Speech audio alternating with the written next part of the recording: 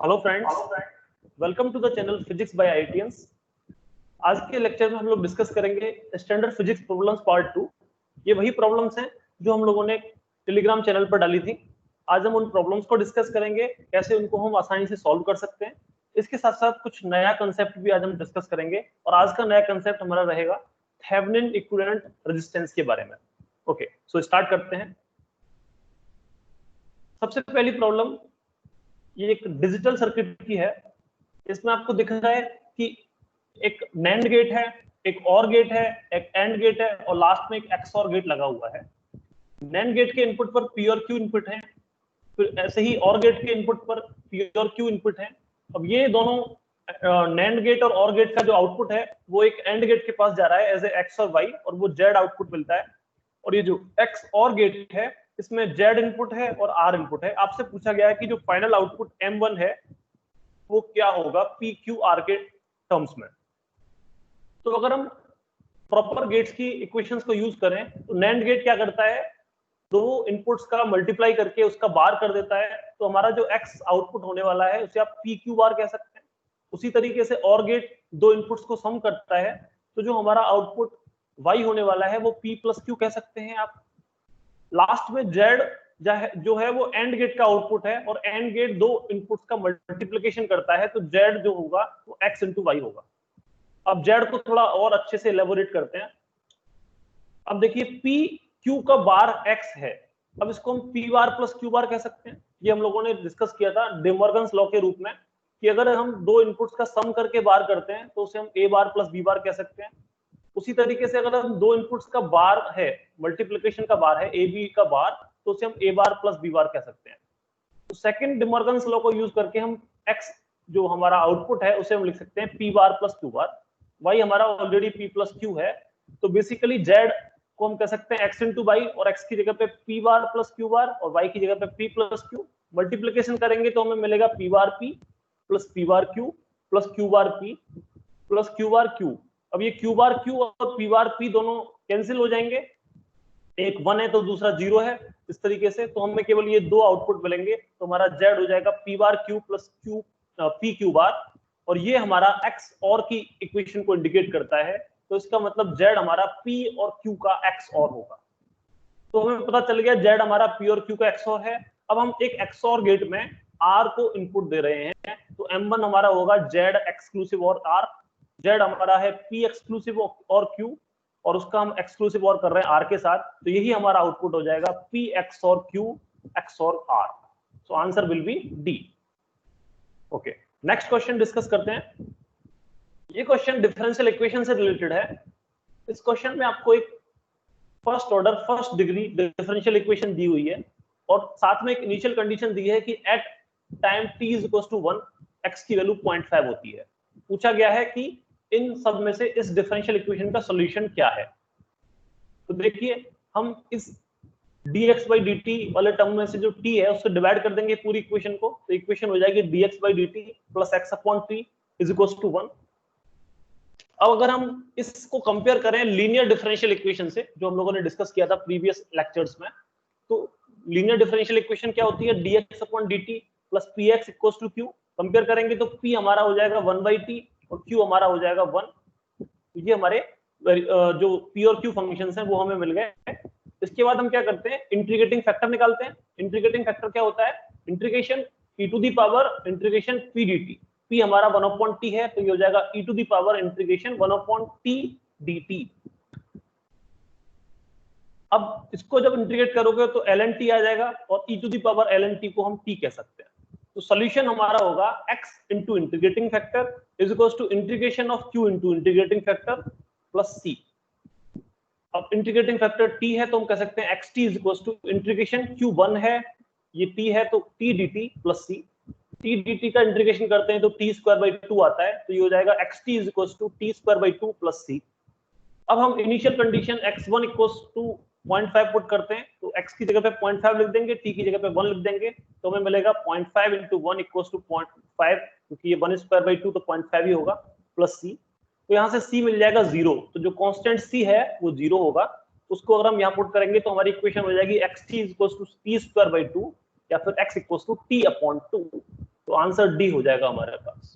तो सबसे पहले हमें जो इक्वेशन मिले तो उसको सॉल्व करने से पहले उसको सिंप्लीफाइड करना है और उसको जो हमारी नॉन इक्वेशंस हैं उसके टर्म में लिखना है, तब उसे हम आसानी से सॉल्व कर सकते हैं। चलिए नेक्स्ट क्वेश्चन डिस्कस करते हैं। नेक्स्ट क्वेश्चन हमारा एक बीजेटी से रिलेटेड है, बीजेटी बाई जंक्शन ट्रांजिस्टर। इसमें हमारे कलेक्टर करंट दे रखा है आईसी, उसका कलेक्टर रेजिस्टेंस आरसी है, एमिटर रेजिस्टेंस 430 ओम दे रखा है, बाइसिंग वोल्टेज 15 वोल्ट है और यहाँ पर ग्राउंड किया हुआ है। बेस हमारा दो रेजिस्टेंसेस 10 किलो ओम और 5 किलो ओम से कनेक्टेड है। इस तरीके से आपसे पूछा गया है कि आईसी क्या होगा, कलेक्टर करंट क्या होगा, और क्या दे रखा है आपको, आपको दे रखा है कि ट्रांजिस्टर एक्टिव रीजन में काम कर रहा है, आपको दे रखा है कि जो उसका बीटा है वो बहुत ज्यादा है, और आपको ये भी दे रखा है कि जो बेस टू एमिटर वोल्टेज है ये 0.7 वोल्ट है। ओके, तो सबसे पहले ऐसे क्वेश्चंस को डिस्कस करने से पहले हमें इसको बेस के अक्रॉस थेवेनिन इक्विवेलेंट लिखना होगा। इसका थेवेनिन इक्विवेलेंट हम प्रीवियस लेक्चर्स में भी डिस्कस कर चुके हैं कि कैसे हम बेस का थेवेनिन इक्विवेलेंट लिखते हैं। यहाँ पे 15 वोल्ट की बैटरी लगी हुई है, ये 10 किलो ओम का रेजिस्टेंस है, ये 5 किलो ओम का रेजिस्टेंस है और यहाँ पे ग्राउंड से कनेक्टेड है। यहाँ की वोल्टेज हम मान लेते हैं वीवी, बेस वोल्टेज। तो इस तरीके से हमारा बेस सर्किट हो गया। इसका अगर हम थेवेनिन इक्विवेलेंट लिखेंगे तो बेस वोल्टेज क्या आएगी, 5 divided by total resistance into 15। इस रेजिस्टेंस के अक्रॉस जो वोल्टेज है वही बेस वोल्टेज होगी, तो ये हो जाएगी 5/15 इनटू 15 दैट इज 5 वोल्ट। तो बेस वोल्टेज हो गया 5 वोल्ट। अब निकालना है हमें बेस रेजिस्टेंस आरबी। अब ये दोनों का पैरेलल कॉम्बिनेशन हो जाएगा, तो ये होगा 5 parallel 10 that is 5 into 10 by 5 plus 10, 50/15 kilo ohm का हमारा रेजिस्टेंस हो जाएगा। तो ये जो हमारा इतना सर्किट है उसको हम रिप्लेस करके सिंपल एक वोल्टेज लगा देंगे वीबी बेस वोल्टेज और एक रेजिस्टेंस लगा देंगे आरबी बेस रेजिस्टेंस। बाकी का जो सर्किट है वो एज इट इज रहेगा। ये हमारा ट्रांजिस्टर इधर 430 ओम का रेजिस्टेंस, इधर आरसी, इधर आईसी और ये 15 वोल्ट। अब हमें कैलकुलेट करना है आईसी को। देखिए हमारी जो स्टैंडर्ड करंट इक्वेशन होती है किसी बीजेटी के लिए वो होती है emitter current equals to collector current plus base current. अब बेस करंट को आप लिख सकते हो कलेक्टर करंट अपॉन में बीटा, जिसे हम करंट गेन कहते हैं फॉर कॉमन एमीटर कॉन्फ़िगरेशन। और बीटा क्योंकि हमारा बहुत लार्ज दे रखा है तो जब बीटा वेरी हाई होगा, इनफाइनाइट होगा मान लीजिए, तो जो बेस करंट है वो अप्रोक्सीमेटली 0 हो जाएगा। और बेस करंट 0 होने का मतलब इस इक्वेशन से आप कह सकते हैं कि जो एमीटर करंट है वो कलेक्टर करंट के इक्विवेलेंट होगा। तो बेसिकली अगर हम एमीटर करंट निकाल लें तो हमारा कलेक्टर करंट आसानी से निकल सकता है। तो एमीटर करंट कैसे निकालेंगे, अगर हम इस इनपुट सर्किट के अक्रॉस केवीएल लगाते हैं, तो केवीएल लगाएंगे तो क्या होगा, बेस वोल्टेज बीबी, इसके अक्रॉस कोई वोल्टेज ड्रॉप नहीं होगा क्योंकि करंट 0 है, आईबी 0 है। तो हम आगे बढ़ेंगे, यहां से यहां तक का वोल्टेज ड्रॉप 0.7 दे रखा है हमें, बीबीई 0.7 है, तो वीवी माइनस 0.7 इधर गए तो माइनस 430 आईई, इसमें जो करंट है वो आईई है, इक्वल्स टू 0। इसको सिंप्लीफाई करेंगे तो हम लिखेंगे 430 आईई इक्वल्स टू 4.3 वोल्ट। सो हमारा जो एमीटर करंट आएगा वो हो जाएगा 10 मिली एम्पियर। और क्योंकि एमीटर करंट और कलेक्टर करंट इक्विवेलेंट हैं तो हमारा कलेक्टर करंट भी अप्रोक्सीमेटली 10 मिली एम्पियर ही हो जाएगा। तो आंसर होगा डी, 10 मिली एम्पियर। तो ये तो हम लोगों ने इस क्वेश्चन को डिस्कस किया, लेकिन हम साथ में ये जो थेवेनिन इक्विवेलेंट हमने लिखा है इसके बारे में थोड़ा और आगे डिस्कस कर लेते हैं। तो सबसे पहले हम थेवेनिन थ्योरम के बारे में बात करते हैं। थेवेनिन थ्योरम क्या करती है, वो किसी एक कॉम्प्लेक्स सर्किट मतलब जिसमें बहुत सारे रेजिस्टेंसेस लगे हैं, बहुत सारे वोल्टेज सोर्स लगे हैं, करंट सोर्स लगे हैं, उन सब को सिंप्लीफाई करके एक सिंपल सर्किट में कन्वर्ट कर देता है। जैसे मान लीजिए एक रेजिस्टेंस है, लोड रेजिस्टेंस के अक्रॉस आप इस कॉम्प्लेक्स सर्किट को इक्विवेलेंट निकालना चाहते हैं, तो क्या करेंगे, ये तो एज इट इज रहेगा, इस पूरे सर्किट का हम नेट रेजिस्टेंस निकालेंगे इस दो पॉइंट्स के अक्रॉस, तो जिसे हम आरएस लिख रहे हैं। उसी तरीके से इस पूरे सर्किट में इन दो पॉइंट्स के अक्रॉस कितना वोल्टेज आने वाला है उसे हम वीएस लिखेंगे। ये थेवेनिन इक्विवेलेंट वोल्टेज है, ये थेवेनिन इक्विवेलेंट रेजिस्टेंस है। तो पूरा की पूरा कॉम्प्लेक्स सर्किट हमारा एक सिंपल सर्किट में कन्वर्ट हो जाएगा और फिर हम लोड के अक्रॉस रेजिस्टेंस, इस लोड रेजिस्टेंस के अक्रॉस करंट, वोल्टेज या फिर पावर कैलकुलेट कर सकते हैं। सो थेवेनिन थ्योरम क्या कहती है कि any linear circuit containing several voltages, resistances can be replaced by just one single voltage in series with a single resistance connected across the load. इतना सारा कॉम्प्लेक्स सर्किट आप सिंपल एक वोल्टेज उसके साथ एक सीरीज रेजिस्टेंस और load के across उसे कनेक्ट कर सकते हैं। इसी को कहते हैं थेवेनिन थ्योरम। लेकिन ये सब करेंगे कैसे? मतलब ये तो कह दिया कि एक कॉम्प्लेक्स सर्किट हम आसानी से एक सिंपल सर्किट में कन्वर्ट कर सकते हैं, लेकिन वो होगा कैसे उसको हम डिस्कस करते हैं एक एग्जांपल के थ्रू। ये एक एग्जांपल है जिसमें आपको 3 रेजिस्टेंस दे रखे हैं, 10 ओम, 20 ओम, 40 ओम। 2 वोल्टेज सोर्स दे रखे हैं, 10 वोल्ट और 20 वोल्ट। आप इस ए बी रेजिस्टेंस या फिर 40 ओम के रेजिस्टेंस के अक्रॉस मान लीजिए थेवेनिन इक्विवेलेंट निकालना चाहते हैं, तो हम क्या करेंगे, इसको ओपन कर देंगे। हमें बस इस सर्किट में से इस वाली ब्रांच को हटा देंगे और हमें मिल गया ये ए पॉइंट है, ये बी पॉइंट है, बाकी सर्किट एज इट इज है 10 ओम, 20 ओम, 20 वोल्ट, 10 वोल्ट। अगर हमें इस 2 पॉइंट ए बी के अक्रॉस इक्विवेलेंट रेजिस्टेंस निकालना है, जो हम आरएस बात कर रहे थे प्रीवियस में, जो ये आरएस रेजिस्टेंस अगर आपको कैलकुलेट करना है, तो हम क्या करेंगे, जितने भी वोल्टेज सोर्सेज मिलेंगे आपको उन सबको क्या कर देंगे, ओपन। ऑल वोल्टेज सोर्सेज को हम शॉर्ट सर्किट कर देते हैं, मतलब एक सिंपल वायर से रिप्लेस कर देते हैं। और अगर करंट सर्किट आए, करंट सोर्स आएगा, जैसे कि एक करंट सोर्स इस तरीके से, तो उसको हम ओपन कर देते हैं। तो सारे वोल्टेज सोर्स को हमें शॉर्ट करना है, एक वायर से रिप्लेस करना है, और सारे करंट सोर्सेज को हमें ओपन करना है और उनको इनफिनिट रेजिस्टेंस से रिप्लेस करना है। तो अगर हम ऐसा करेंगे आर ए बी निकालने के लिए, तो हम इसको वायर से रिप्लेस कर सकते हैं, इसको भी एक वायर से रिप्लेस कर सकते हैं, तो हमारा सर्किट हो जाएगा इस तरीके से। अब अगर हम ए और बी के बीच में इक्विवेलेंट रेजिस्टेंस निकालना चाहते हैं, तो बस सिंपली 20 और 10 ओम के रेजिस्टेंस का पैरेलल इक्विवेलेंट होगा, जैसे हम कह सकते हैं 10 parallel 20, that is 20 into 10 divide by उन दोनों का सम 30, तो ये हो जाएगा 20/3 ओम। तो ये हमारा इसका net resistance R A B हो जाएगा।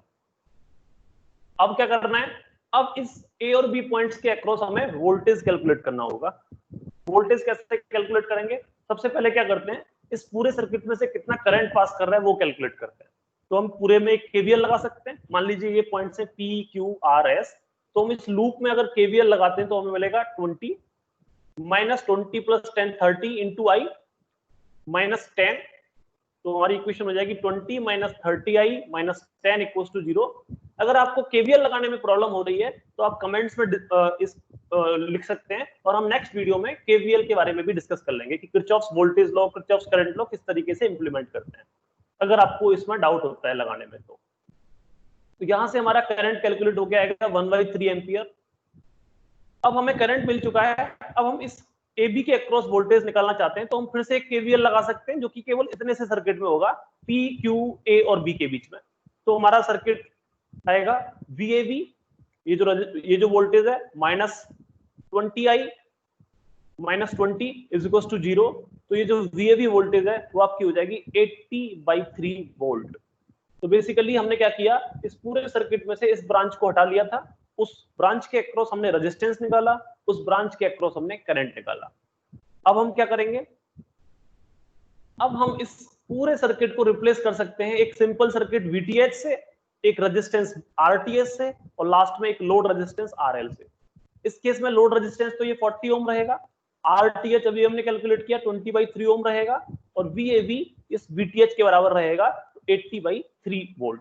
तो ये हमारा सर्किट इक्विवेलेंट हो गया। अब हमें जो कैलकुलेट करना है वो हम कर सकते हैं।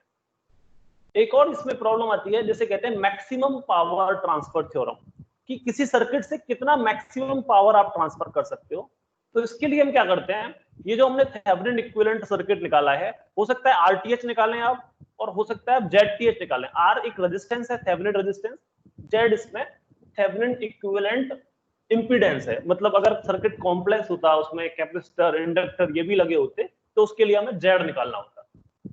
तो मान लीजिए ये हमारा एक इक्विवेलेंट थेवेनिन सर्किट है, जिसमें आप जेडटीएच को लिख सकते हो आरटीएच + जेएक्सटीएच, जिसमें एक्स हमारा, जैसे आर होता है रेजिस्टेंस और ये होता है इंपीडेंस, ऐसे ही जेडएल के लिए आरएल + जेएक्सएल।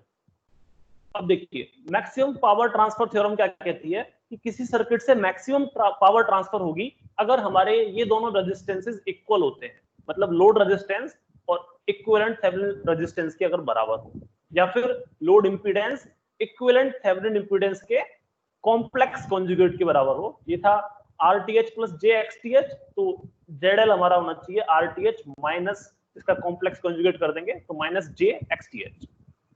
तो इसके करने के बाद अगर आप मैक्सिमम पावर कैलकुलेट करेंगे तो जो मैक्सिमम पावर होती है वो होती है VTH², थेवेनिन इक्विवेलेंट वोल्टेज का स्क्वायर डिवाइडेड बाई 4RTh। तो ये मैक्सिमम पावर होगी और ये कब ट्रांसफर होगी, जब हमारे दोनों रेजिस्टेंसेस बराबर होते हैं।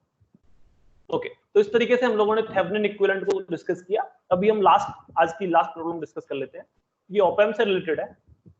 इसमें आपको एक ऑप एम्प सर्किट दिया हुआ है जिसके इन्वर्टिंग और नॉन इन्वर्टिंग दोनों ही टर्मिनल्स पर हमने रेजिस्टेंस 1 किलो ओम का कनेक्ट किया है और उसको 1 वोल्ट सप्लाई दी है। यहाँ पर एक 1 किलो ओम का रेजिस्टेंस ग्राउंड से कनेक्टेड है। फीडबैक में हम लोगों ने 2 किलो ओम का रेजिस्टेंस लगा रखा है। ये आउटपुट वोल्टेज है। आपसे आउटपुट वोल्टेज कैलकुलेट करने को कहा गया है। इस ब्रांच को हम ब्रेक कर सकते हैं, दो अलग अलग 1 वोल्ट में, तो हम इस सर्किट को कुछ इस तरीके से लिख सकते हैं। इस ब्रांच का अगर हम देखें तो हम यहाँ बी पॉइंट के अक्रॉस वोल्टेज कैलकुलेट कर सकते हैं वोल्टेज डिवीजन रूल से। यहाँ पर वोल्टेज निकालनी है तो दिस रेजिस्टेंस डिवाइड बाई दोनों रेजिस्टेंस का सम मल्टीप्लाई बाई वोल्टेज। तो हमारा जो वोल्टेज बीवी है वो हो जाएगा हाफ वोल्ट, ये हाफ वोल्ट होगा। ऑप एम्प में हम डिस्कस कर चुके हैं कि ये दोनों जो पॉइंट्स हैं, टर्मिनल्स हैं, वो वर्चुअली ग्राउंडेड होते हैं। इसका मतलब जितना वोल्टेज यहाँ पे होगा उतना ही वोल्टेज यहाँ पे होगा। तो ए पॉइंट का वोल्टेज भी हमारा 0.5 वोल्ट हो जाएगा। अब अगर हमें ए पॉइंट की वोल्टेज पता है, ये वोल्टेज पता है, ये आउटपुट वोल्टेज कैलकुलेट करनी है, तो हम सिंपल केसीएल लगा सकते हैं। सॉरी, ये केसीएल लिखा है, केवीएल गलती से लिख गया है। तो केसीएल लगाएंगे तो क्या होगा, इसमें ब्रांच में करंट और इस ब्रांच में करंट इक्वल होता है। तो इधर करंट मान लीजिए इस तरीके से जा रहा है, तो ये होगा VA माइनस 1/1 किलो ओम, और इधर वाला करंट होगा VA minus V out upon में 2 किलो ओम। और जितने भी करंट किसी ब्रांच से निकल रहे होते हैं वो आने वाले करंट्स के बराबर होते हैं। तो इसमें कोई करंट रहा नहीं है, तो सारे करंट्स का सम हम 0 कर सकते हैं। तो हम लिखेंगे VA minus 1/1 kilo ohm plus VA minus V0/2 kilo ohm is equal to 0। यहां से हमें VA पता है, इस इक्वेशन को हम लिख सकते हैं 3VA minus 1 equal to V0। तो आउटपुट वोल्टेज हमारी आ जाएगी 0.5 वोल्ट। तो 0.5 डी हमारा इस क्वेश्चन का आंसर हो जाएगा। आज के लिए हमारा इतना ही था। तो फ्रेंड्स, आपको अगर ये वीडियो अच्छा लगा है तो इसे लाइक कीजिए, अपने फ्रेंड्स के साथ शेयर कीजिए और हमारे चैनल को सब्सक्राइब कीजिए। हम डेली कुछ questions, quiz questions, research articles अपने टेलीग्राम चैनल पर डालते हैं। आप उस चैनल को ज्वाइन कर सकते हैं और जो डेली डिस्कशन होता है उसमें पार्टिसिपेट कर सकते हैं। Thank you.